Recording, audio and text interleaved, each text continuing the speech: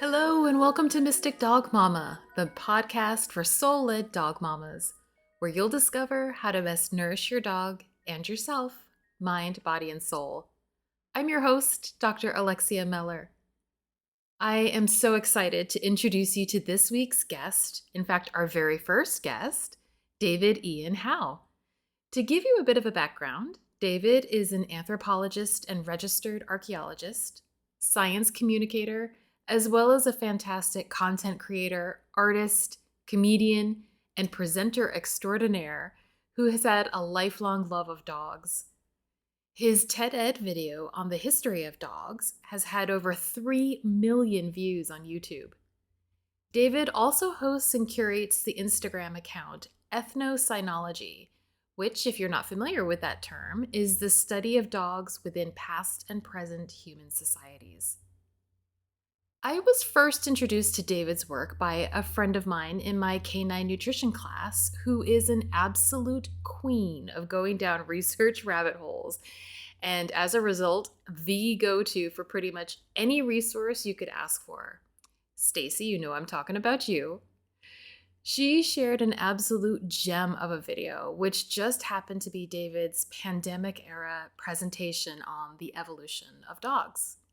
He filmed it in his living room, and it's the perfect combination of humor, fun facts, and provocative questions. Plus, he's literally sitting next to his TV on a stool, wearing a jacket and shorts. I mean, it's hilarious and so good. I've left a link to it in the show notes just in case you want to check it out too. I highly encourage you to. So when I was mapping out the kinds of conversations I wanted to have in this first season of Mystic Dog Mama, I thought it was only fitting to kick it off by looking at where dogs have come from. Their cousins, the gray wolf. In this chat, David takes us on a journey of how the wolf basically won the game of evolution, embedding itself in our mythologies, our homes, and our hearts in the form of the dog. He reminds us that dogs co-evolved with humans, meaning that both species have intimately shaped one another's development. It's impossible to talk about the path that we humans have taken without talking about dogs, which was something I honestly hadn't quite thought of in that way. We also talk about our personal experiences with our own dogs, including some of the challenges that come with trying to help a cousin of the wolf to live in a human-designed world. David is a phenomenal guest, and I know you're going to love hearing his perspectives on all things dogs. During our chat, we covered so much ground that I've actually divided it into 2 episodes. So make sure you check out part 2, which you'll find in episode 3. How does taking the perspective of the dog as a next generation wolf change the way you think about caring for your dog? Or the role your dog plays? Do you agree with David's perspective on this? It's my hope that this might spark some interesting conversations, so please reach out on Instagram at Mystic Dog Mama to let me know your thoughts.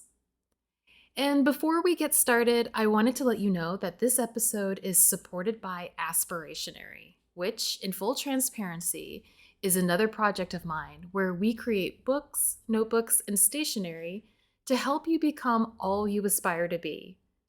Right now, we are featuring our Moon Magic and Shadow Work journals and workbooks, where you can explore your personal connection to the moon cycle, as well as how the moon is inviting you to unravel the stories, narratives, and mythologies that you may be consciously and unconsciously living your life by. They are wonderful tools to gently support you in creating new mythologies and dreaming up the life you want to lead. You can check them out on our Aspirationary Instagram account, and that's spelled ASPIRATIONERY.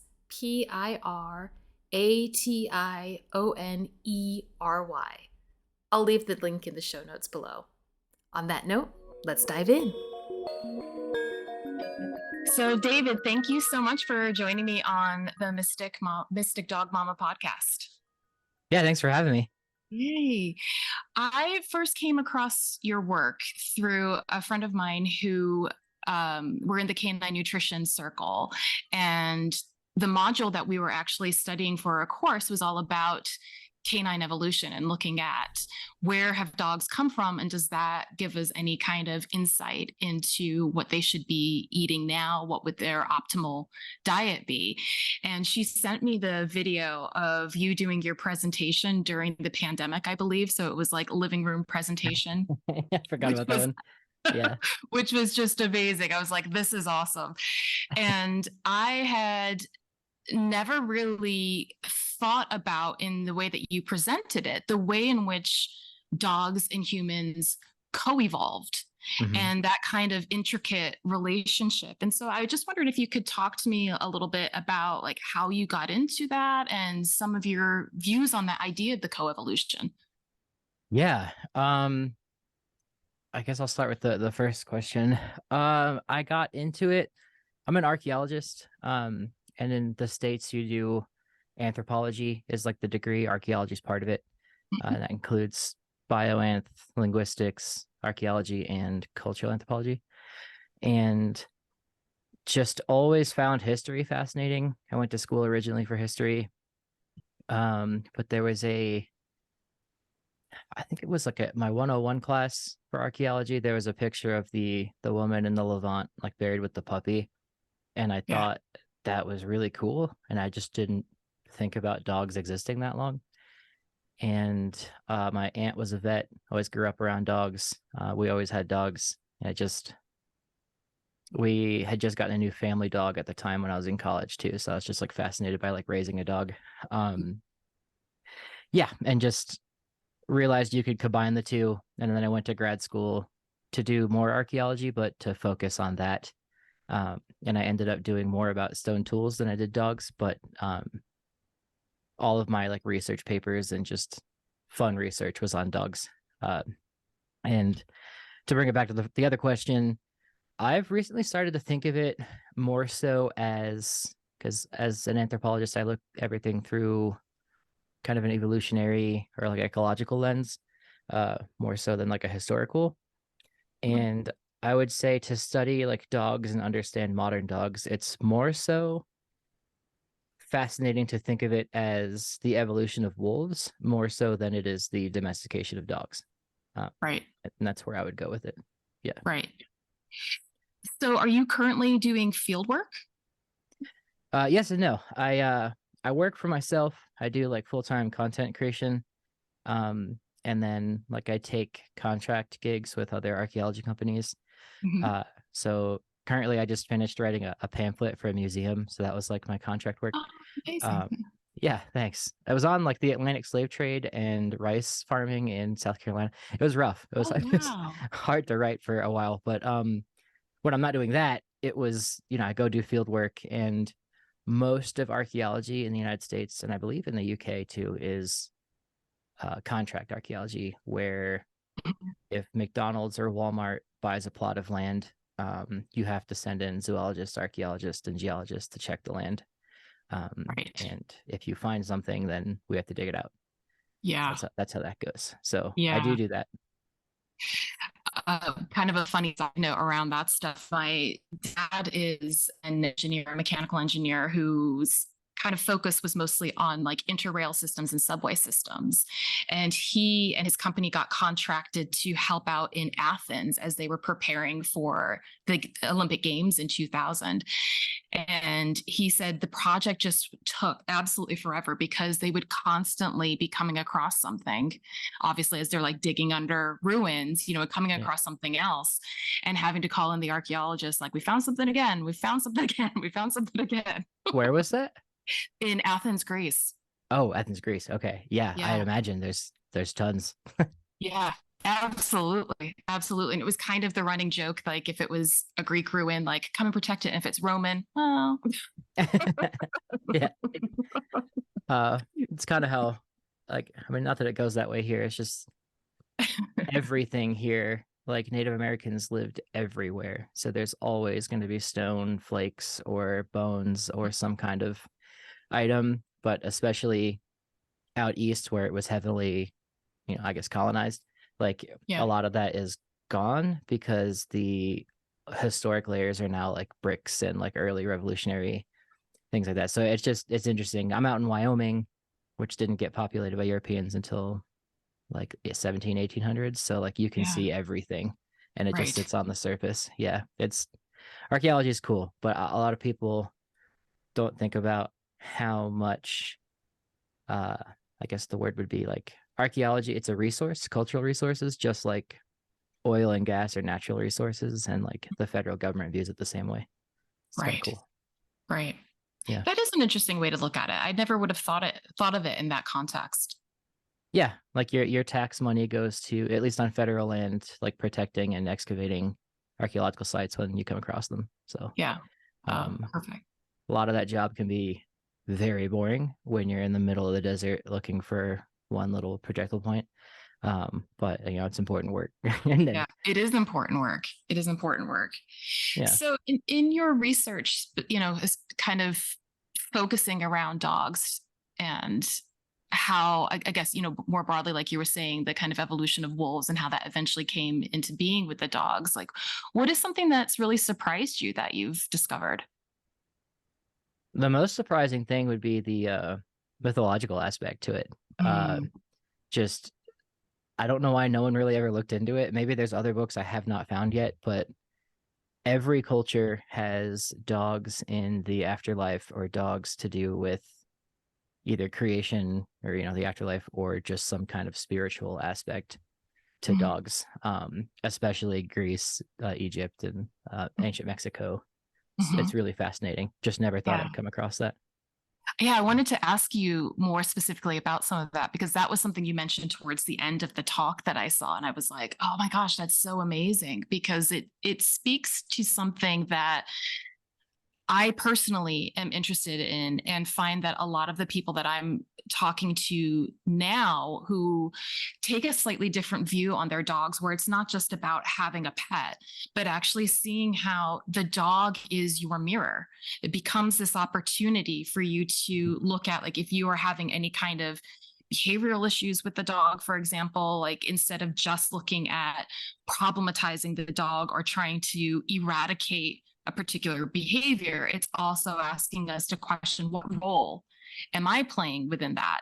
How am I contributing to this? But even beyond that, looking at the dog as really kind of a spiritual guide in many respects. Like, what are they here to kind of catalyze for us in terms of how we look at ourselves?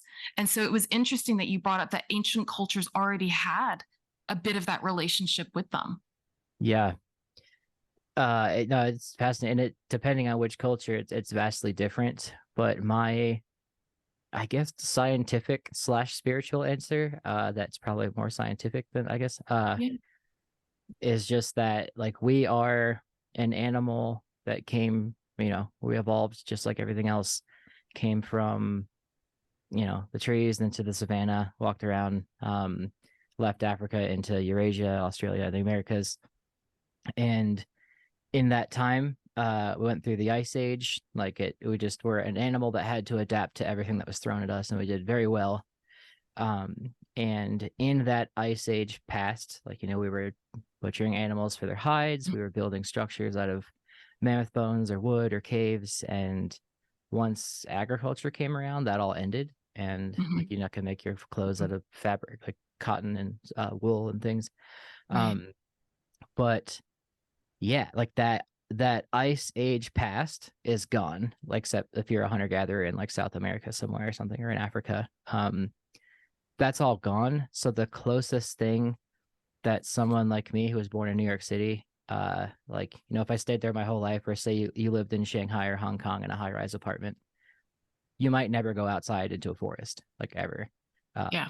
but you still have a small domestic wolf with you that connects you to that like really deep past of Mhm. us primates and canines like interacting on the tundra hunting reindeer.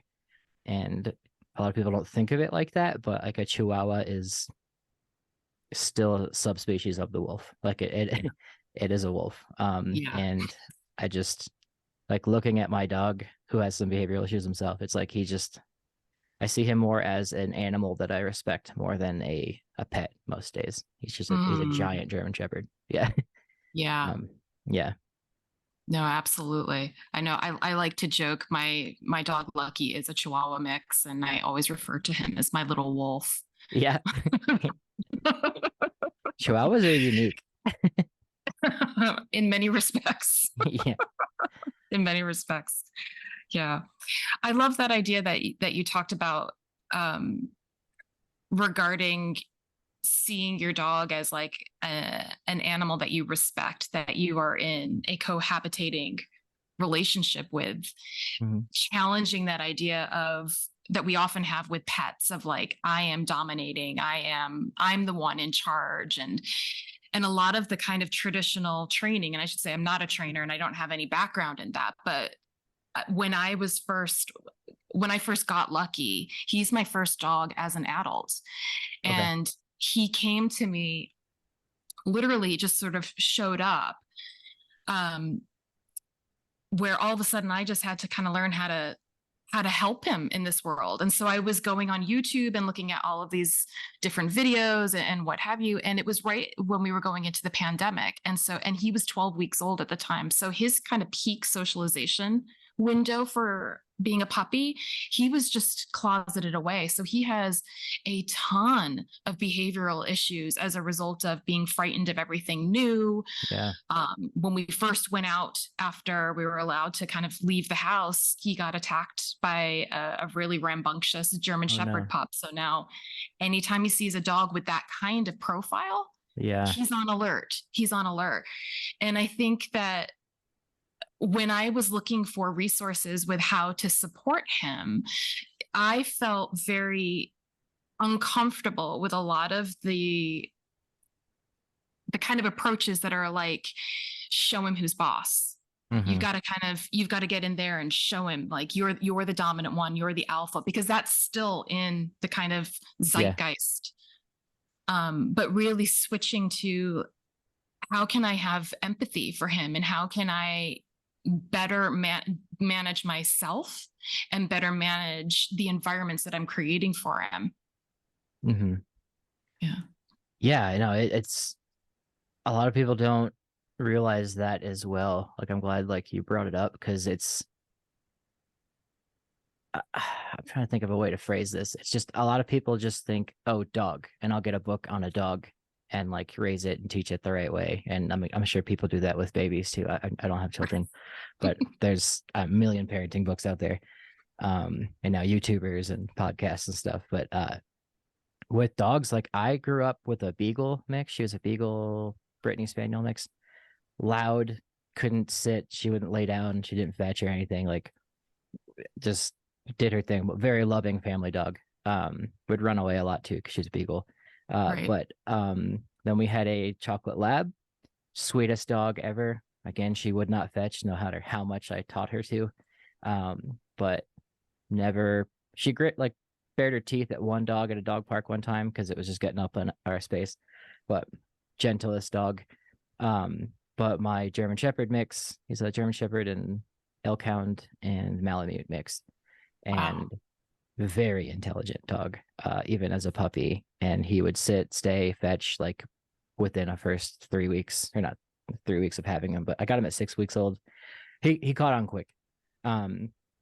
But he is now 100 pounds, and his mother was an elk hunter, and his breed, he's a Wyoming mountain dog is technically what he's called. They use them for hunting moose and elk, and trying to implement those same, or just like in the way I grew up with those other two dogs and having my dog, it's a vastly different experience. And like, I can't just expect an elk hunting dog who's like bred for that to just be a docile suburban house dog, and it requires a lot of training. And I think a lot of people don't think about that because German Shepherds are gorgeous. I'd never had one before. So smart, and like, you just don't really think about how much, especially if you have a Malinois, like how much energy they need, or a border collie. And it's, I respect him. To back to what I was saying there, is like, he's a pet and he's my best friend for sure, and like my son in a lot of ways. But at the same time, like, he is an animal that has his quirks. He's terrified of children. He hates fireworks. He hates gunshots. Like, just little Yeah. things like that you have to learn about him, that like he is an individual too, like an organism that lives and breathes and like has his own idiosyncrasies. So I have to like be cognizant of that. So if a kid's walking down the street while we are, I'll go to the other side because I know that will Yeah. trigger him. And yeah, it's just, whereas my lab would just run up to the kid and lick it. Like it's Right. different. Yeah. Right. It is true. I mean, dogs are very much individuals. And I think it's important for us to think of them that way and realize that it's not actually that we're anthropomorphizing them, because I have I've heard that be used as a bit of like an accusation for, oh, you're just sort of babying the dog, and why do you need to worry about that? But it's actually, for me, it speaks to going even beyond dogs, recognizing the individuality of every expression of life, and realizing that it's, for me anyways, my perspective is that it's our job to steward that. Yeah. And be cognizant of what anything needs. It's like, just because I've got two plants that are the same species doesn't mean that each one is going to do well with the same amount of water or the same amount of light or whatever. Like, you've kind of got to tend to that. And it's the same for dogs. Absolutely the same for dogs. Yeah, no, for sure. Especially like when I lived in Brooklyn, like seeing just how many like adopted, not to get into like a pit bull thing, but like adopted pit bull Yeah. pups Yeah. there are. Like it's a cultural thing. Like people Yeah. there, it's like the right thing to do is adopt shelter dogs. But I also saw, and not that this has to do with them being pit bulls, this has to do with people being just not the best pet owners. Like with bringing them to the dog park and be on their phone texting or talking to somebody while the dog is like running around, not biting another dog, but like roughhousing really hard, and then another dog would snap and it would turn into a fight. And like that's on wouldn't say, I say, I don't know what that dog's history was like before it was brought to the shelter and adopted or whatever, but like you need to be aware of that if you're going to let your dog loose at a dog park, and like pay attention. That's on the owner, I think. Absolutely.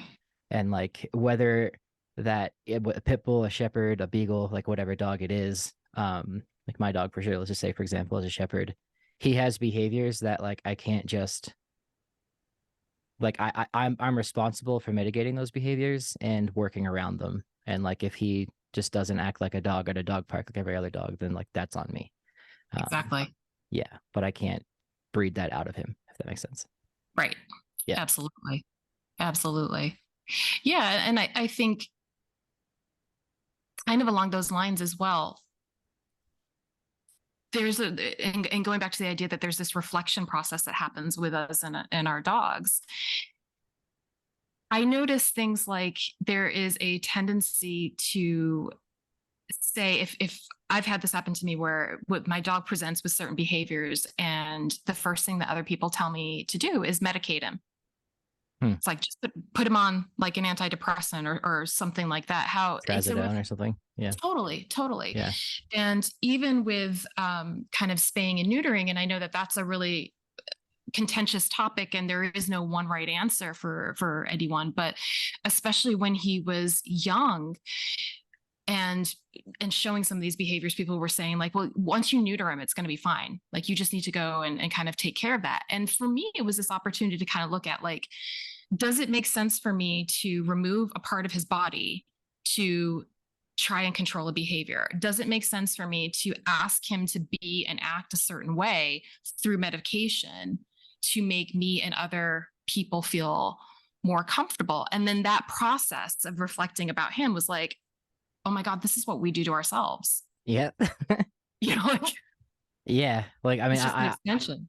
I have diagnosed ADHD, and it's one of those things where like the psychiatrist was explaining to me is like, back 150 years ago, 300,000 years ago, you probably would have been fine. But just based on how like the world operates today with 9 to 5s and all that, Right. Like medication will help you fit into that society better, whereas you don't necessarily need it. And a dog, same way. Like my dog gets terrified on the 4th of fireworks, and he'll hide and claw under a chair or like claw under the hardwood.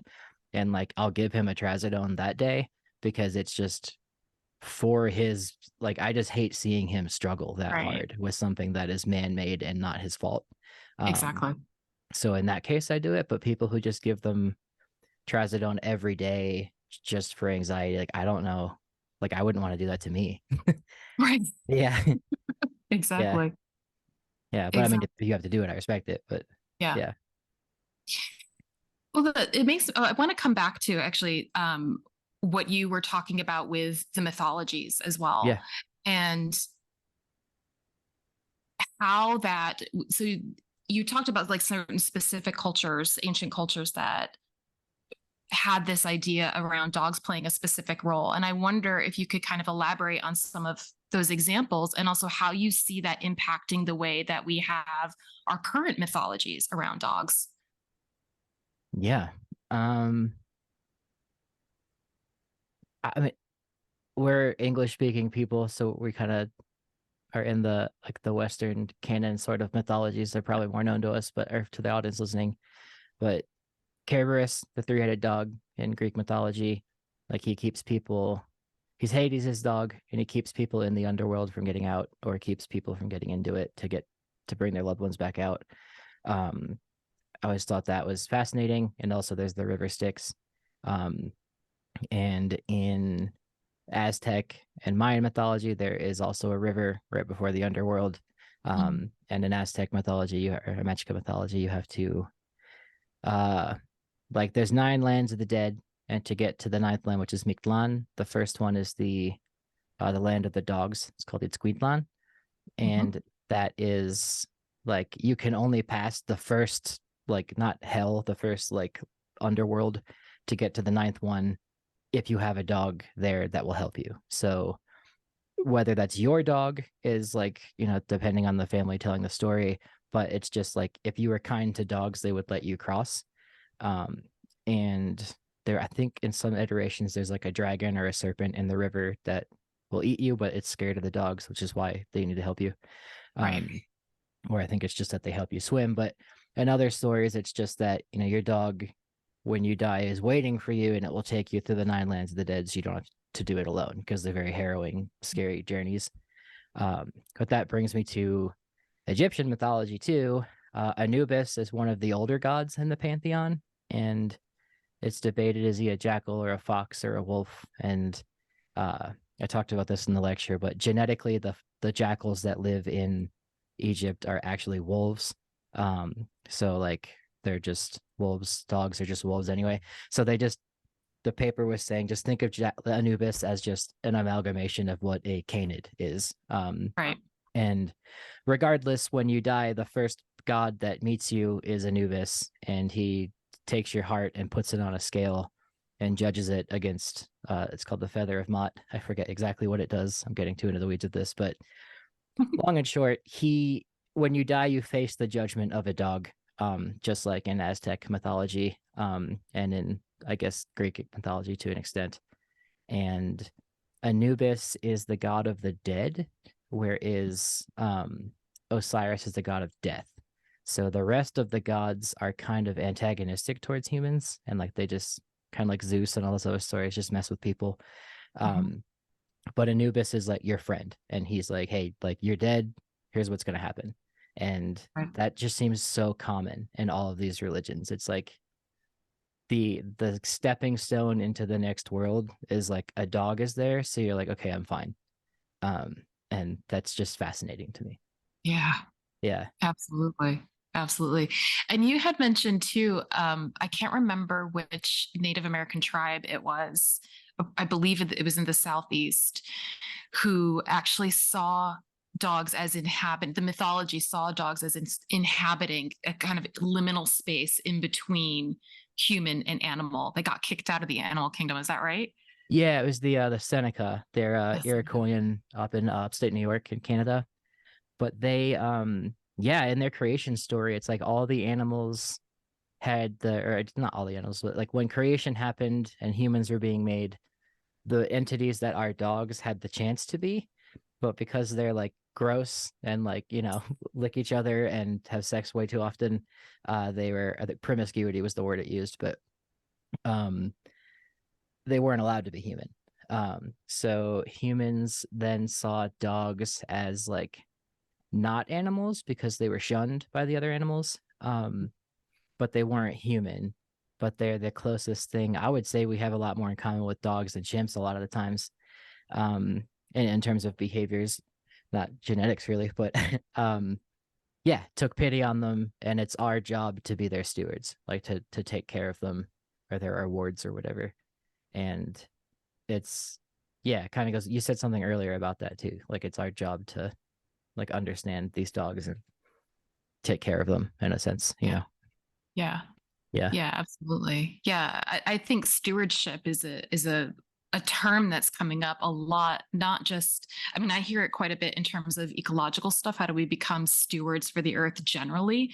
But I think that same idea applies to how we engage with our dogs, and it's kind of nuanced because, for me, anyways, it implies they have an agency and we are just there to help support and guide them rather than forcing them to conform Mhm. to our worldview, the way that we engage with the world. Mm. Yeah, I like that you said agency too, because I remember writing a paper in grad school about how dogs have agency in the archaeological record, and my teacher kind of like scoffed, uh, and Oh, like not that they have agency in the sense that a human child or a human does, but like when you're looking at archaeology, and especially in my line of work where we just do hunter-gatherer archaeology, all you have is stone left or some bone to and how do I tell what language they were? What was their gender? You cannot tell all that from a rock. But you can tell, okay, they were living in this camp in the spring. There are juvenile deer bones, so they were hunting smaller game. They were butchering about this many of them based on the flakes and how the stone was used. I can tell that, but that's ecological me archaeology. But then there's other archaeologists that will look at that and say like, yeah, but like what were the power dynamics? What was like how maybe they just wanted to hunt that much more deer that year. It wasn't that they needed that much kind of thing. And then that stuff you kind of have to, let's get into all archaeological theory. But on top of that too, if you find bones that are modified by canids, you can assume that either it was chewed on by a coyote or a wolf or just a stray dog. You could do comparative analysis to see if like it matches dog teeth versus wolf teeth or whatever. But either way, that dog chewed on that bone and brought it from the middle of the site to the outskirts of the site that we're digging. So that okay. is to me agency, like a dog did that. Right. And you can view that as, floodwater or wind can move artifacts too. So that's not agency, but a human can pick up a bone and move it to their side of the site. So can a dog. There's no evolutionary reason for why it moved from X to Y. It just did. That's a long-winded answer to something, but yeah, I think dogs have agency. And when you look at movies, did you ever see I Am Legend with Will Smith? No, no. It's like a post-apocalyptic movies. I think all the humans get like rabies or something. They're turned into vampire zombie like things. Anyway, the main character is Will Smith, and he talks to a dog the whole movie, and it's a cinematographic, what's the word, a writing answer to, rather than Will Smith just talking in his head the whole movie or talking to a microphone or talking to himself, he talks to a dog, and the dog at one point runs into like a zombie den. And that furthers the plot because the dog made that choice to run into that den, and like he finds like, it's a whole long movie, it's really sad, but yeah, it's just things like that. Like I don't think people realize like how much dogs do have agency in our lives, and they make we have to make life decisions around them. And like if a dog bites somebody, then like, it's not that the dog consciously was like, I feel like biting a human today. Like it's not something they do, but it's a choice that dog made or an action that happened that now we have to correct or work around, or some people might just give the dog away, and that is it's agency. Sorry, I just went on the whole tangent with that, but No, that's perfect. yeah. That's perfect. I think it's funny. as you're mentioning, like Will Smith talking instead of in his head, like talking out loud to his dog. I mean, that's literally my day every day is I'm just constantly talking to my Yeah. dog. And I'm convinced that he actually understands me. Do you like do you bounce ideas off of him, or do you just talk to him like as you're talking to him, or just have conversation with him? Well, a bit of all of that. So Yeah. I follow and actually I'm taking a class later this month with a woman who's an animal psychic and animal communicator. And one of the things that she has mentioned quite often is that, for example, like if you were going to be going away on vacation or something and you're not taking your dog with you, they start to sense like you might pull out the suitcase or the things that they've seen before that are indicators of you leaving. They see all this coming out and they start to get anxious. And she said that one of the things that you can do to help alleviate their anxiety is actually talk to them like they're humans and tell them, okay, I'm going to be going on this day and I'm going to be gone for however many days, and you're going to be staying with Sally down the street that or whatever, like just to kind of set the scene, like you're talking to a child or any other person. And she said they understand that. And part of how they understand it, it's not so much the words that you're using, but it's in part the tone. So you're kind of giving this calming tone, but also generally when we're speaking about something, we are creating images in our minds. So we're visualizing like we're going on this trip. And if I say to you like suitcase, probably an image of a suitcase pops up into your mind, and we are conveying that on some might describe it like a telepathic kind of level or an energetic level. We are conveying that to the dog, which they're picking up on. And so there are these little tricks that you can be using around how you communicate with them to let them know about what's going on. I mean, I do it with Lucky. Even I did it this morning with him. Our routine was disrupted because we were going to go for a walk beforehand. And I decided, no, it's kind of get close. So I said to him, we're not going to go for our walk before. I'm going to be talking with David, and you can sit with me if you want to. And then later on, we're going to see how the weather is, and we'll go for a walk later. He has not displayed any of the normal kind of behaviors that he would do, not even necessarily in response to my behavior of getting ready for the walk, but kind of he senses the time that we should be going. Yeah. He has not displayed any of the behaviors of like wanting to go for the walk, like we're going. It's like he totally understands, okay, we're going later. And whether or not that's me just choosing to believe that, but looking at, there is a history that when I do that with him, he seems to be responding to me setting up the scenario for him. Yeah, no, that's fascinating. There's the same Iroquois story we were talking about earlier.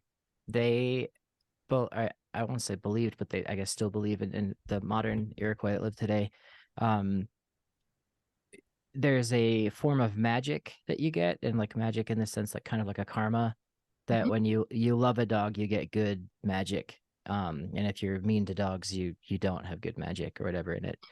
Obviously the Aztecs felt that too, because that's why your dog, if you're good to them, they'd help you in the afterlife. But I do wonder, there is the scientific aspect of dogs to me that like as my baseline. They evolved, like I said, are wolves that are evolved to life among Homo sapiens, just through and through. And Jane Goodall did all of that work with chimpanzees and other primatologists with gorillas and orangutans. Clearly very social. And it's like, if you want to look at human sociality objectively, just look at chimpanzees. Like that's all it is. Like a dude at a bar walking up to a girl to impress her, like that's chimpanzees doing the same thing. Like territoriality displays, grooming, all like hanging out, cuddling. It's all chimpanzee stuff. Wolves saw that, and like wolves have their own similar social systems where they can be nip at each other, but they can caress each other, they can groom each other just like primates. And wolves exploited that from humans to get, like, they won the evolutionary game. They don't have to hunt anymore. They don't have to exert any calories if they don't want to. We can even overfeed them to a problem. And they won in that sense. And like we take care of them. They don't have to do anything. But along that too, I saw a study where they had a human watch something. I don't remember what it was. I know they watched a horror movie, and they collected sweat off their body, and gave it to the dog to smell. And the dog immediately got it tail between its legs, backed into a corner, and felt fear. When I don't remember what the positive end of that spectrum was that they had them watch. Maybe it was Barney or something, but had them watch something, and the Lassie. Lassie, yeah, the good sweat on the humans that was happy, the dog started wagging its tail. Mhm. And when you're telling me the thing about the suitcase, because I know for a fact I travel a lot. My dog is with my parents right now in Nashville, not here in Wyoming. Um, he knows like when I get my duffel bag out and start throwing stuff into it, and I live in a converted bus, so he hears that bus, like the diesel engine, and like I know he's in a different mood because either he's going in it Right. with me or I'm leaving. Um, and I do wonder because there's that vacation anxiety you always get, like when you're going on vacation or packing, like oh, the airport and you're stressing. What level does that stress sweat hormone that's coming out of you, like, can they associate with, okay, he's about to leave? Mhm. That might be worth looking into. But Mhm. also on the, like you're saying, with the telepathic level, it's just that like it might not even be telepathy. Dogs just are legitimately keen to understand human emotion and what they're feeling and expressing because that's how they survive. Um, Right. and it's, yeah, I think it's on all levels. It's whether you want to call that magic like the Iroquois did, or telepathy, or just sweat and hormones. Like I don't know. Absolutely. That's all there. Absolutely. Well, there are some theories too that dogs, we know this for a fact that dogs have the largest heart per body mass of any animal. And the I didn't know that. heart being, yeah, and the heart being actually magnetic as well as electric. And they are drawn to certain things in kind of that way where like magnets pulling um, things towards them, that they become drawn to us, they become drawn to our emotions. They're always trying to release a charge and ground a charge within them, usually an emotional charge. And Kevin Behan, who was a dog trainer who passed away a few years ago, but he's somebody who wrote the book Your Dog is Your Mirror, and Okay. he really went into a lot of exploration. His father, I might mess this story up, so I apologize if the details aren't totally correct, but his father, I think, was the first dog trainer to train like police dogs in the US, Okay. and working at that kind of level for various police departments. And so Kevin grew up in the environment of seeing his dad doing this training, but very much coming from the dogs as thinking beings, and you work with them via changing their thinking. And he started to question that as he went into dog training, and actually started looking at how dogs are really emotionally driven, Mm-hmm. and they are drawn to various emotions. And like you're saying, whether or not it's because we are emitting a kind of chemical response to the emotions that we're feeling, or if there is a kind of magnetic, an electromagnetic charge that they are sensing, it could, I mean, it could be all of it, it could be none of it. I'm not totally sure, but I feel like there is something that they are picking up on and they are drawn to. And like you're saying, they have learned how to exist in our environments incredibly well. Yeah. I'm trying to, I couldn't really think of an answer that quickly to that question, but I mean, that's just cool. Can you elaborate on the, like the emotional aspect of that? I think that's an interesting way to look at it. Yeah. Yeah. So in some respects, and again, I preface this with like, I am not a trainer, so I Mhm. don't know what I'm talking about in that regard. But in terms of looking at the emotions, you see a little bit in from what I have witnessed as an outsider looking at modern day dog training techniques, that are they're evolving from, say for example, counter conditioning work, Mhm. where your dog is triggered by something and then you're working to expose them to the trigger but have them experience a different emotional response. So the idea is that you're working with the emotion they're feeling versus the behavior you're displaying. So you change the emotion and the behavior will change as a result of that versus trying to Gotcha. correct a behavior. And there's a lot of work that's being done right now, actually, in terms of trauma with dogs and how trauma work that we do with humans Mm-hmm. is informing the way that we are working with dogs who have been traumatized and vice versa. There's this kind of feedback loop, that understanding the way that trauma Yeah. operates in the body. And so there's a relationship between the emotion and actually like a stored emotion in the body. So we as humans will do it where we might end up having like, I don't know, like bad hips or bad knees or like constant like tension in the shoulders or what have you. That comes from not like we've overworked it from exercise necessarily, but like maybe we're more hunched over because we're in a constant state of anxiety. And Mm-hmm. so then the body traps the emotion. Dogs do the same thing. And so that's where various techniques like, say, acupuncture or acupressure, reflexology, that kind of stuff, even Reiki, works to help release the emotions that Mm-hmm. are causing the physical problem. So it's kind of like this notion of getting to the root of actually what's creating the problem that you want to change. Yeah. No, that's fascinating because I mean been in therapy for years, and it's like, yeah, you have behaviors that you do. I never thought about that. That are definitely influenced by childhood things or Yeah. emotions you're feeling that you haven't processed. Yeah. Um, my therapist had me read a book called Scattered.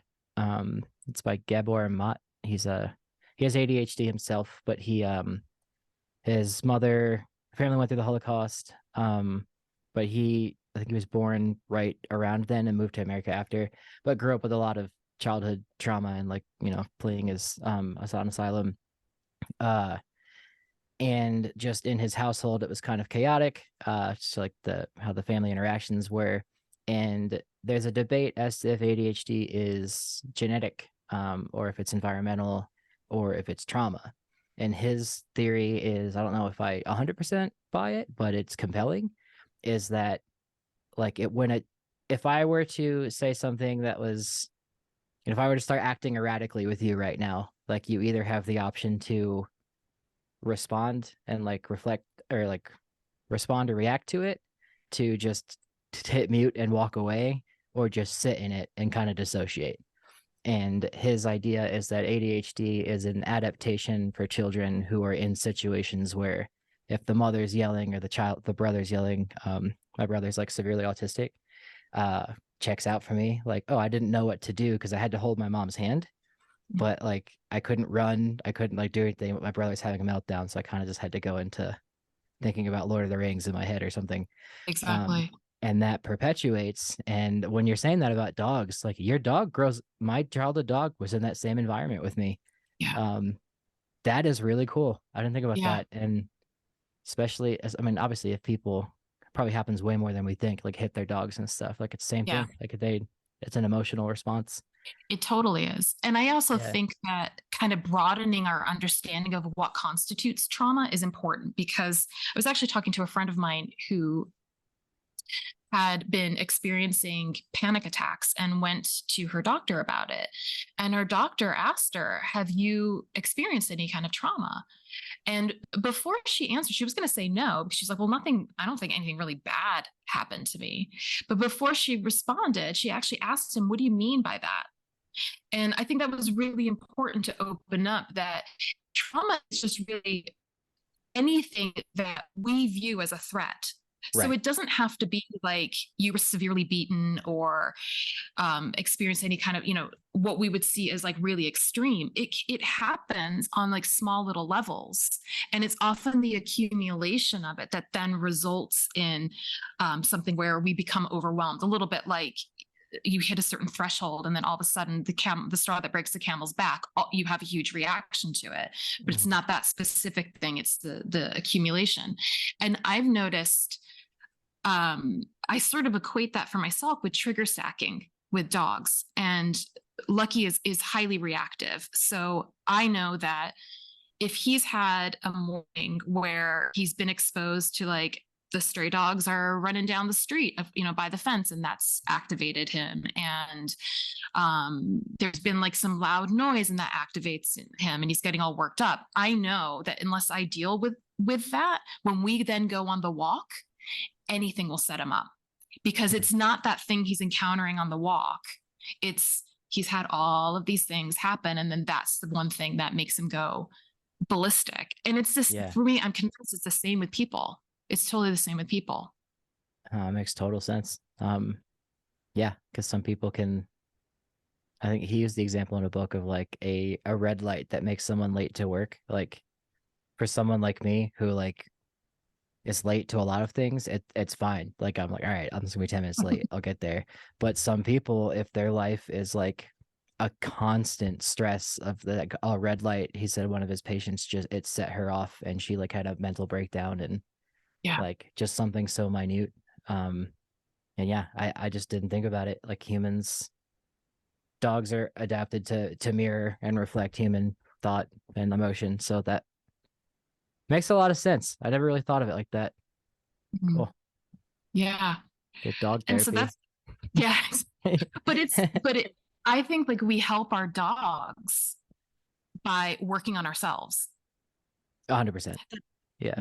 And there is that feedback loop, and the more that you do like what I refer to as like shadow work, where you're looking at the things that are emotionally triggering you, and instead of just shoving it back down, you're actually questioning it and asking like, where is this coming from, and how is this serving me, and what can I do to change my perspective on this or release it, or any of that kind of stuff, that inevitably has an impact on our dog's behavior.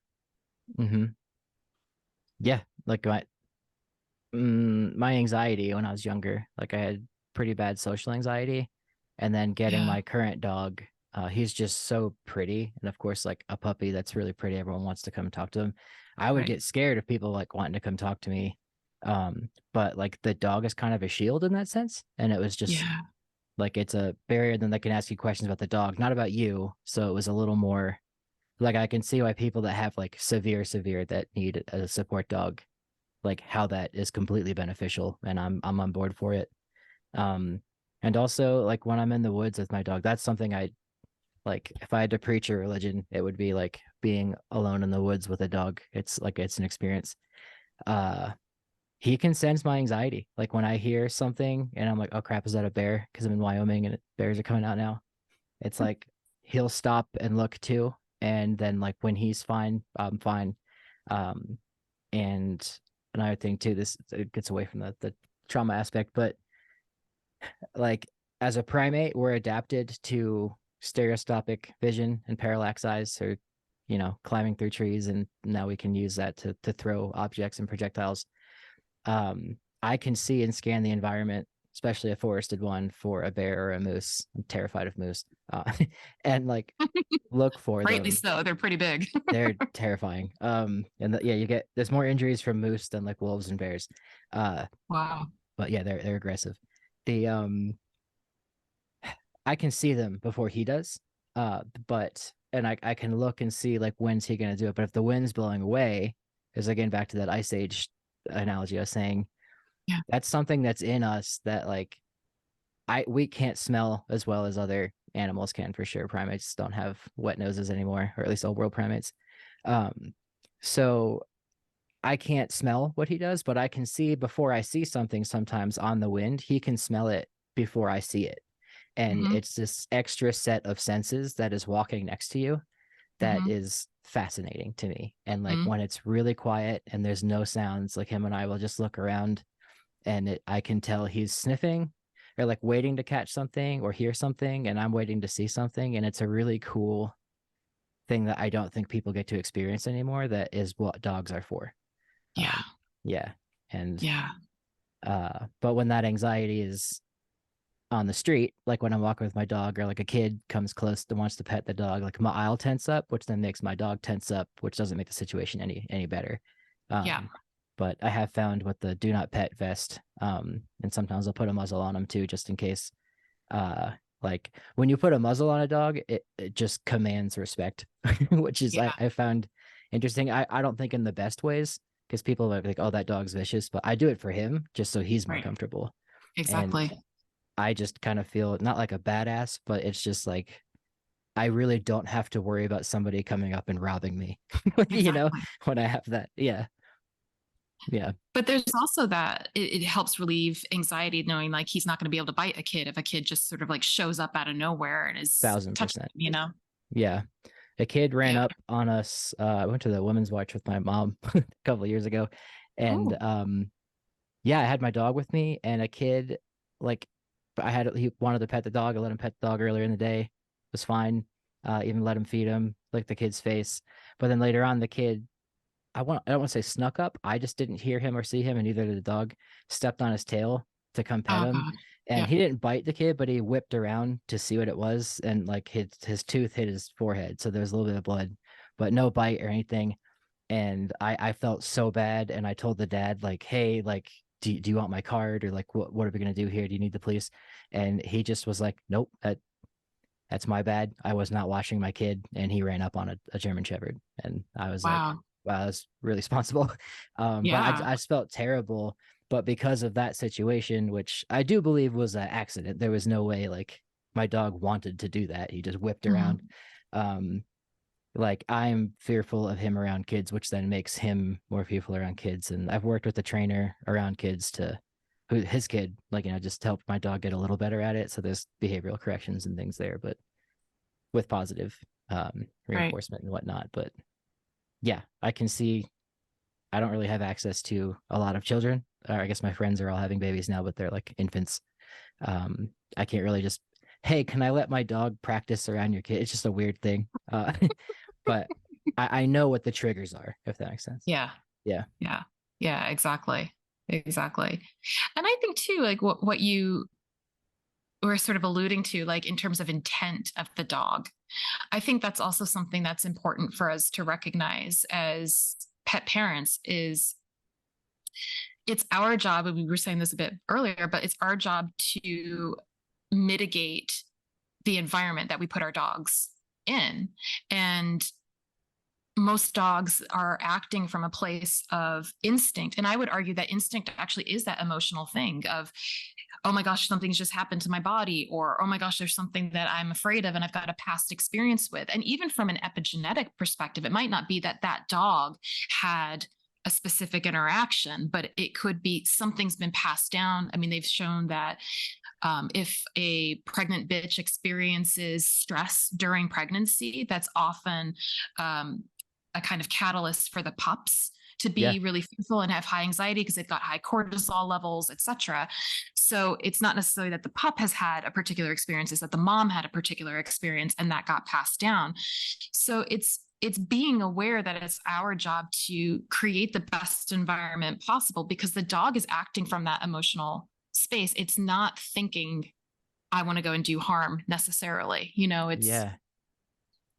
That is so fascinating because that is part of what he talks about in the book too. Like whether it's genetic and environmental factors can bring out ADHD, or it is right. something epigenetic that especially his mother going through what she went through, like that passes down to the child. Yeah. And it's not Yeah. anything the child, you know, had. It wasn't a traumatic event the child faced. It was a traumatic event the child faced as a fetus. Yeah. Yeah. Yeah, and that makes total sense for dogs. Huh. And they've shown that there's, I think it's Bruce Lipton who has, Dr. Bruce Lipton, who's done research around this on epigenetics and various things that are, I mean, there are a lot of people that are doing it, but the specific example that I'm thinking of is how things are passed down, that even like if your ancestor experienced famine, for example, there will now be a genetic marker on the DNA that gets passed down several generations. So it's not even necessarily that you experienced it in utero, but like your great great great grandparents might have experienced it. And so the way that you experience it in your current day will not necessarily show up in that exact same manner of like, oh, there's famine and right here, but it's like maybe that translates into kind of like a poverty mentality or a neat feeling like you need to hoard stuff because you might not have things, or it can show up overeating or something. Yeah, exactly, it can show up in different ways, but that there's this argument that it's been passed down, it happened in a previous generation that changed the DNA and therefore gets passed down. And that kind of correlates with what a lot of spiritual traditions talk about too. And I would say, I don't want to appropriate karma, but the way that we often understand karma in terms of things, something being passed down, like something happened in the past that is creating an experience for you in the present. From that perspective of the notion of karma, I think there's a similar kind of thing that is at play as with epigenetics, that there is something that we are experiencing that is not necessarily directly related to our particular circumstances, but comes from elsewhere. And we are now processing it with the lens that we've got here. And this is where people talk about shadow work and ancestral healing, that kind of stuff, of that you can heal that experience for yourself in this present moment. Yeah. And it's essentially healing all of the past experiences for people. Have you read It Didn't Start With You? No, I've not. It's literally just all what you just said. That's how I learned about that. Yeah. It's a book on that, but yeah, like not Who to wrote use it? I can't remember the name. But yeah, it didn't start, or it didn't begin with you, but it's about epigenetic passed on trauma. And like, not saying my family's like the biggest poster for that at all. It's just like, we left I guess what is now Ukraine 100 or so years ago when the Russians first invaded, and they were like the pogroms and stuff. So my family, being Eastern European Jews, moved here, and then some a fourth generation immigrant, and like there's clear like anxiety passed down through all of like my family. Yeah. And the book just showcases that specifically, but like, you know, in Black communities or other white communities or Korean communities, like how that gets passed down, because you hear about history and stuff and you're like, oh wow, that must have been harrowing, but like you don't realize like that is in code. So something that happened to your grandmother, your mother was a cell in your grandmother at some point, so it still passes to you. So something your grandmother experienced in utero, or your mother experienced in utero, can affect you. And I just didn't know that, but my mind's kind of blown applying that to dogs now, because I mean, you can't not. Or they're also mammals that have psychology. So Absolutely. yeah, And I cool. also think that there's real truth to kind of the collective consciousness that we are experiencing, where, for example, when there's the threat of war, when there's Right.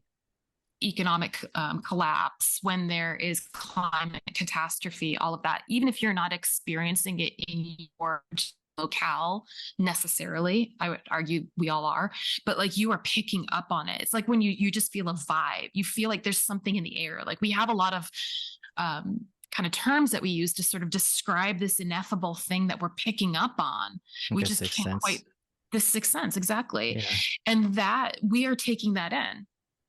And that is impacting, even from a kind of very basic level, it's then impacting your mood, and is impacting then what kind of behaviors you start to show as a result of the way that you're feeling. And like things like even cognitive behavioral therapy refer to this, where there's that relationship between what you're thinking, what you're feeling, and then what you end up doing. And so in order to change that, you just change one of those things and it will impact all of the others. But I think, bringing it back to dogs are living in the same environment. Mm-hmm. They're totally living in the same environment. So when there's that kind of collective fear around something, it's not even necessarily in their particular household, in their particular town. It's just like the kind of zeitgeist that's going on at the moment that they are picking up on. And so that might be why they're behaving in a particular way, or the way that they're responding to something. Yeah. No, it's cool. I know, like during quarantine and I lived alone with my dog for like all of 2020 and 2021. And yeah, like I was stressed and gained weight, and like my dog for sure did, because like I wasn't taking him out and like walking him as much. But it was also hot. It was the summer. Yeah. But in Georgia, and he's a long-haired shepherd, so I just felt too bad during the day. But yeah, like they literally just become their owners. Yeah. In a sense. Yeah. He's good now. Absolutely. and vice versa. So I guess along those lines, I'd be curious to ask you, what do you feel like your dog has taught you about what it means to be human? Wow, that's a. I usually ask that question. I didn't really have an answer. Let me think. Let me think. Mm, I mean, at the base level, just that symbiosis between a human and a wolf is it's real. Like the um like I know you can sign language with a chimp and they can say, like, I had a professor with that raised an orangutan and it Mhm. signed tomato toothpaste. And she couldn't understand like what it was trying to say. His name was Chantek, and it was signing tomato and toothpaste, and it wanted ketchup. But the orangutan put those abstract ideas together and spoke, which is just whoa. But a dog can't necessarily do that. I know there's like Bunny the dog with the little buttons that talks and stuff, but Yeah. um, without just sign language and like syntax and what would be the word semiotics with a dog. I can understand what he's thinking sometimes. And like I can tell when he's anxious. I can tell like sometimes he wants to be pet and like loved on. Sometimes he absolutely doesn't, and that is exactly something I do. um, and like just I I can't really put words to it. It's just like there's a communication with an animal, and like we are still connected to this. We're not above zoology. Like we're still connected to dogs in that sense. Like we're zoological entities that have way too much brain capacity that we forget about that, I think is the thing. And like they're still on some level like a way like we communicate with dogs. I don't want to say like telepathically, but I know exactly what you mean by that. Like it just he's taught me that. It definitely taught me patience and respect for animals because like I said, he's not like any other dog I've had. Um he's truly an individual that like I have to work around and it's my responsibility to take care of him. And yeah, just learning about like for what I do with dog archaeology and anthropology, just having my so if I read something about how natives on the plains used dogs or how people in Siberia or aboriginals in Australia used their original dogs, like I can you look at my dog and think about those situations with him like as a proxy. It's nowhere near the same. Like when I lived in Augusta, Georgia, I can't really fathom being an Aboriginal in the middle of Australia with a dingo, but it just at least I have a dog to like something to think about with it. If all that makes sense. Yeah. Um, You got a yeah, frame of reference. yeah, and it Yeah. just I learn from him every day, especially that thing in the woods. Like it's just that's something that I think you have to experience to be like, wow, that's cool. Yeah, Yeah. yeah. Yeah. Amazing. What about Um, you? Good question. Throwing it back. I think one of the biggest things that Lucky continues to teach me is presence. Okay. And in terms of what it means to be human, really recognizing that our job is to be stewards. We're here to be stewards. And in order to understand that and what that means in terms of kind of the practical actions, it's really being present. How present can I be? That's where all of the power is. And it's also a really great reminder for me when I tend to get frustrated or I can get sort of sidetracked by all of my different thoughts. And in fact, I came across, I believe it was an Eckhart Tolle quote recently that talked about um, thoughts are basically the interrupters of presence. Good by That that. you know you're not present when you are wrapped up in your thoughts. And so using that as a constant reminder, and dogs in general are just massively present. Everything is present for them. And I really do think that that's just been such a reminder for me is when I notice when I'm kind of going off on one, he forces me to come back and just be present and be a witness. And I think that touches on a bit of what I imagine your experience in the woods with your dog is, that you are keenly present of everything that's going on around Mhm. you in those kinds of moments. Yeah, and I specifically go there to like ground, like to Yeah. just unplug and just be in touch with myself. And like like it works. And yeah, he does kind of center me in that sense. Like even when we're not in the woods, like just like mornings where you hit the snooze button like 3 times and you're like, I don't want to work today. He will come up and it's the time of morning where he wants to eat, and sometimes he'll even give me like an extra snooze. He won't bother me, but he'll come in and then he'll put his face on my bed and then start pawing and then going like until like I get up. And again, agency, one, and then two, it it brings you back like out of your head and like, all right, I have to, especially during COVID. It was like some days like when I didn't have work because it was remote work, and like what was I going to do that day? Like it's a reason to get out of bed. Like I got to feed the dog. I got to, we got to take him for a walk, got to do all that. Like I can see why for people that really need emotional support animals, like how that is just a constant grounding mechanism. Yeah. Things. Yeah. Yeah. I'm glad you Yeah. experienced that too. Yeah. And I think it's even more and more needed in the crazy world that we live in. Because like you're saying, I don't think that it's just that ADHD is a response and an adaptation to what's going on. I think all of us are experiencing some form of needing to adapt to an environment that is completely not natural for us. Absolutely. Yeah. And Yeah. everything that goes along with that. Mm-hmm.